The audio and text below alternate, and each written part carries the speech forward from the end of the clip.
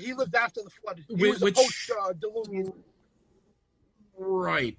So which one of the 8 survivors of the Ark founded all of Egypt then?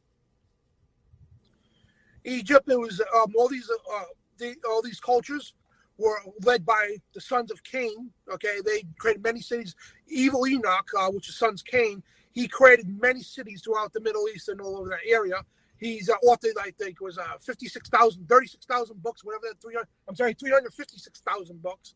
He created hieroglyphics. He created all this stuff today we have, and he actually took the seven sacred sciences and perverted it, and that's where all that comes from. And yes, the sons of Cain and the sons of Seth, the sons of Seth and the sons of Cain all created all these cities, and this is where they came from. And it's all based off the 7 sacred sciences, but one is the bastardized version, one is the real version. Okay, so Cain, sons of Cain, as in Cain and Abel, the first 2 sons of Adam and Eve, right? Oh, Abel was killed, then it was Seth, the third son.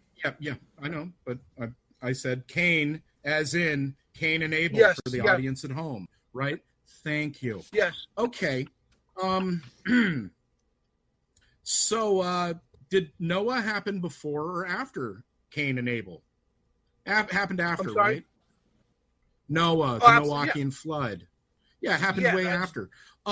So if Egypt was founded by the sons of Cain and therefore the sons of Seth and all that, and Noah and the flood came out after, and specifically the flood kills everything other than the 8 people, everyone other than the 8 people on the ark, how did Egypt survive?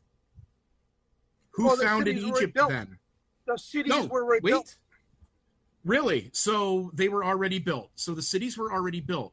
There was tons of cities built. The flood came, it subsided, and they rebuilt the cities again. Mm-hmm. That's easy, common sense. All right. Yeah, that's using common sense. Sure. That's why during the the 4th and 5th dynasties, when the flood supposedly happened, 2,048 years ago or whatever the fuck it is, how come there was no interrupted narrative at all in Egypt before or after the flood? No interrupted narrative whatsoever. There wasn't. You study selective teachings. No, I don't. No, yeah, you do. Because it's in an ancient mysticism. Okay, that's what they believe with the hierarchy. Yes, yeah. The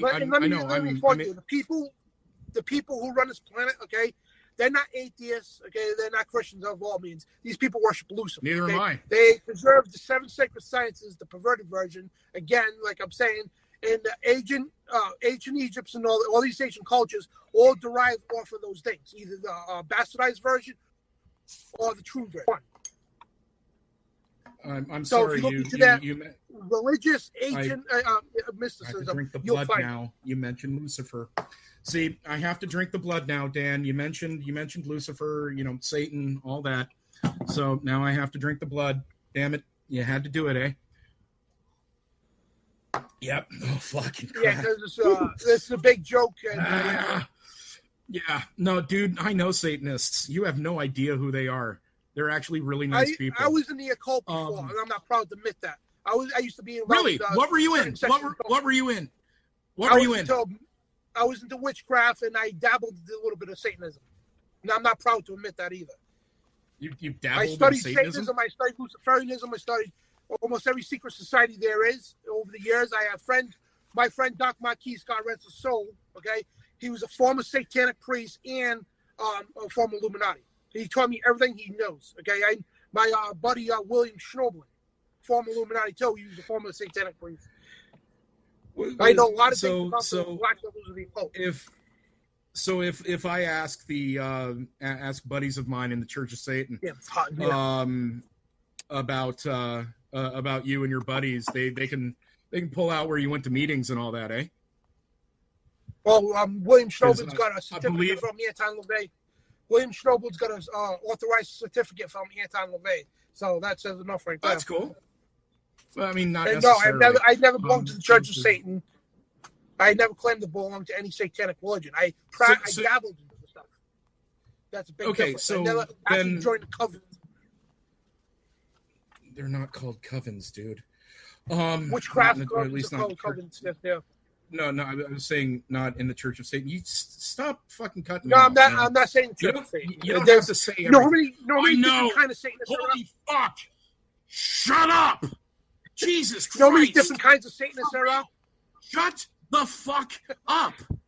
Why, you can't handle it? You. Oh my God! What's the matter? No, drink you some more, keep buddy. talking. Drink some more. Yeah, cheers. I drink some more. Don't start that fucker. I will own you. Drink. Now, I already do, but hey. You probably will. Here's the thing. I don't drink much, so. All right. So, see, whenever I start talking, you immediately start talking. That means stop talking when I am. That way I can actually say something and finish a fucking thought. What did you just do? Shut the fuck up. Jesus. Oh, God damn. Okay. Right. So you dabbled in the occult. So you weren't actually part of anything like that. So you were going off basically little bits and pieces that you can find. You never actually did anything fun. That's too bad, man. There are some meetings I could take you to that we would have a rip of a good time. Oh, wow. So, fuck. I mean, there's so many places I can go with this. I think Steve's got a question, Trevor. If you go for it, Steve. Yes, please. Okay, well, I have to backtrack a little bit here. Kyle, can you show the 1980 New York Times article, Race of Giants thing? Actually, I got a couple of different things I want to bring up here. I gotta pull it. You can go ahead and introduce it while I find it. This is kind of a subject that I have looked into in prior, because we had somebody in our community make similar claims to their own detriment. Now, this is something you referred to, Dan, correct? 1990 New York Times article, Race of Giants discovered in New York. This was something you had mentioned, right? It could be out. I can't see on the screen here. New York Times. It is. It is. Oh, you even said literally when the New York Times used to be reputable. Yeah. Right. Used to be. Okay, so this image here is actually not from New York. This image is actually from India or Pakistan, is one or the other. It was from a massacre that occurred there in Mohenjo-Daro, which India, by the way, is not in New York, in case you're wondering. So no, that was completely that's why I said from all over the world. So this picture here, if you look into this photo, is not from New York. It is from India. Matter of fact, it actually, if you even roll over on it, it even says Indian Giants. So they were not in New York. The other one was you had said something along the lines of one sec here. Let me find this. Oh yeah, this article here. Can you show this one, Kyle, real quick if you can? So going back to the Smithsonian. This one actually is more of a legit article, but you're just reading it because this is talking about giants being 5'9", and which is pretty large for Neolithic humans at the time. Those were not giants. 5'9" is not a giant by any stretch of imagination. That would make Kyle a giant, or Fred's Red Redder could be a super giant because he's like 6'4". So 5'9" is not really a giant. This was the article that was shown, the graveyard of giants found in China that you had mentioned from the Smithsonian. I think I tweeted him that link to show him that the Smithsonian actually does write modern day articles on giants, and does the science behind it because they have nothing to hide. Yeah, this was a legit thing from Smithsonian. Yeah. Yeah, but that's not what my he's seeing giants, right? And it's even quote unquote giants, right? And he doesn't seem to understand that these giants are just basically large for their population. Yeah, but most of these articles state exactly how many feet and inches they are. 7, 8, 9, 10, 11, 12 feet tall. They were 5'9", 6'1". The only other article that mentioned that was the only other article that mentioned that was New York. That was said from 7 to 8. That photo was not from New York. That was a fabricated story. All the other ones about Smithsonian destroying fossils and destroying skeletons, all of those have been hoaxes and fabricated. All of them, every single one. No, The Smithsonian's design every single one. No, that's not true. One of them actually came from Newsnet Daily, which actually is a Onion type news source. They fabricated the story, people ran with it, and actually cited them as a legitimate news source, which I think you did earlier. I'm not talking. Did you not? I didn't want to bring any of those up. I brought up real articles from the 1800s that specify 7'4", 8, 9, 10 feet, 12 feet. Dan, I got something for you then. I actually have an article from the fall of 1845 from the Cleveland Herald. It was on September 10th. And I quote, "We are informed on the most reliable authority that a person in Franklin County, Tennessee, while digging a well a few weeks since, found a human skeleton at the depth of 50 feet, which measures 18 feet in length. The finder had been offered $8,000 for it, but had determined not to sell at any price until first exhibiting it for 12 months. He is now having the different parts wired together for this purpose." So the article continues to say, the write-up of this article continues to say that in 1845, $8,000 was about $250,000, so it was a lot. After this skeleton went on display, the natural scientist, Dr. William Carpenter, came to that town to check it out. Guess what? The skeleton was a young mastodon. So which those are not humans, right? Mastodons are not humans, correct? No. Mastodons are not human. I never said giant. No, shush.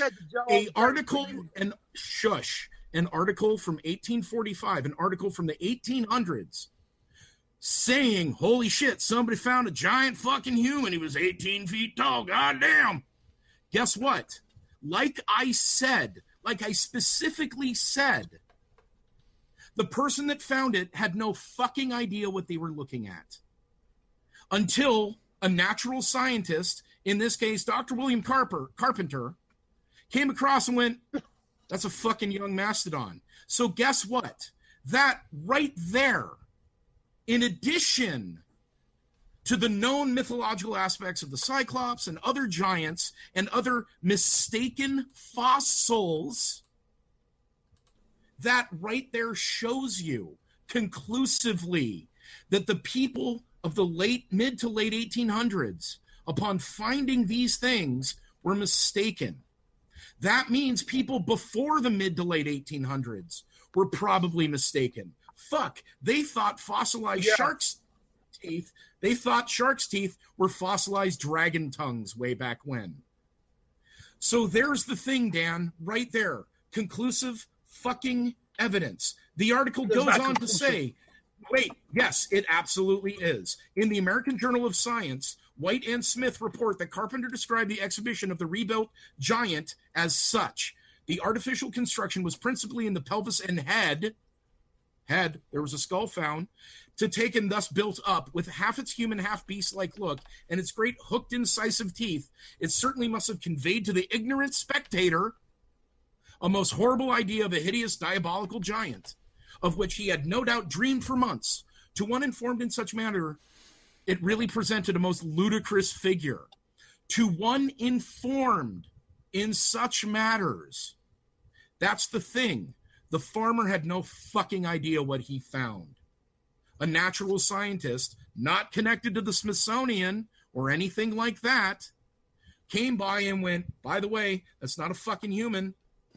That's a fucking mastodon or mammoth or other large, crazy Pleistocene animal that are found all the fuck over North America." Like I said earlier, I'm not denying about mastodons, but these are real people. Yeah, this is from Baltimore. I have another question. 9 foot tall woman. A woman. Dan, okay, Dan, I have another question, 9 Trevor. feet tall. Yeah, Dan, I have another question. And hang on. This goes back earlier to the very beginning. Like a mastodon to you? Okay, hang on. Trevor had asked a question, which I think was kind of glazed over, and I think it was a very important question. He is somebody who's actually studied these topics. Would you agree that he has actually learned about these topics, Dan? I'm not saying he hasn't, but he's given a biased opinion. Yes or no fucking question. He still has gone and learned about these topics. Now, he's asked a question. So haven't I? He asked about.